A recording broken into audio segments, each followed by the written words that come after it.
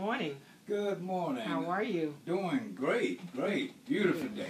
Glad to be alive. Amen. Can you please state your name? My name is Curtis Lee Lester, Curtis L. Lester. All right. Could you tell us when you joined Greater Bethany? Yes, I joined Greater Bethany. Let's see, it was in the year of 1970, I guess 75.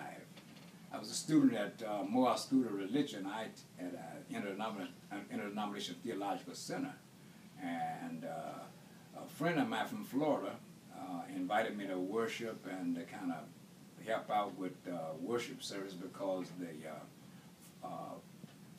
the pastor at the time, Reverend William Price King, was very ill, and I did. I joined and enjoyed being a part of Bethany as I reflect back over the time. All right, and so that's how you end up being here at Bethany as well as becoming a pastor of Greater Bethany. Sure. At the time, I was invited to teach Sunday school, the adult class, and at the time, I was also thinking in terms of joining the Air Force, and of course, possibly passing the church that I've been called to at Cedartown, in Cedartown, Georgia. Church there, Two Sunday Church. So those things were going on at the time. Teaching Sunday school here at Bethany, praying about where to go in terms of ministry. Amen. Well, we thank God for leading you in this direction. Do you have anything you would like to share with us, maybe a significant event that you encountered since you've been here at Bethany? A significant event. I have several specific events and most of them are direct revelation God gave me at the time under the circumstances we're in as a church. One occasion we were in the process of relocating.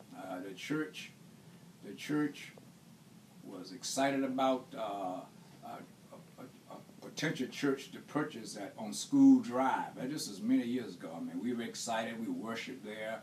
We've invested about $20,000 in a roof, re-roofing it, and we were excited about it. But then God spoke to me one Saturday night before service. We were in the process of completing the paperwork, and He spoke to me in a form of a vision dream, not to pursue it. In fact, in the dream, told me to warn the people not to take the church at School Drive, and I was very fearful about that. I mean, and knowing of the reaction, and of course the morale was high since we had invested so much in it.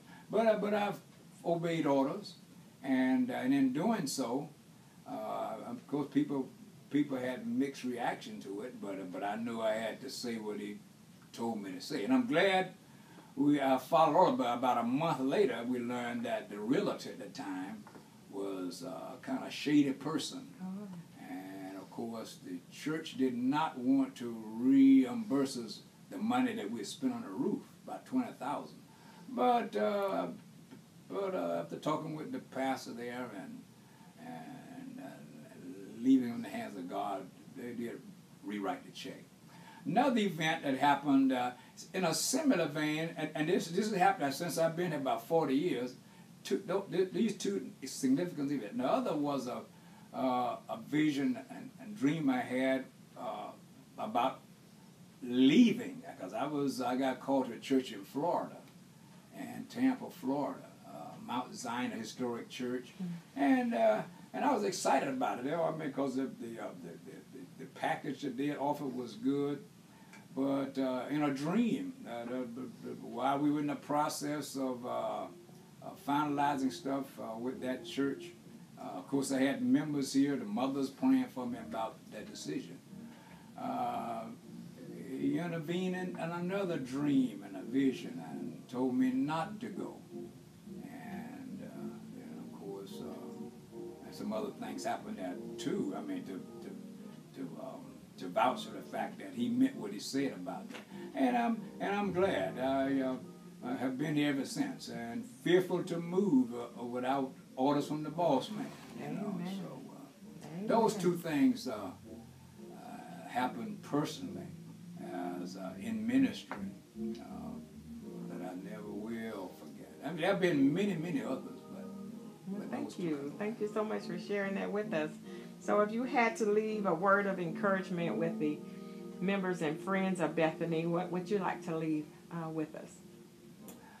The encouraging word would be to trust God, lean on Him for direction as He has done already, and to love Him and continue to love each other. This is a great church, and the Lord has a lot in store. I know we are kind of located in a blighted area. Things have changed through the years since we've been here, and but God has not given us any orders about moving the congregation or what have you. But encourage us to hold on and trust God, God's guidance and leadership.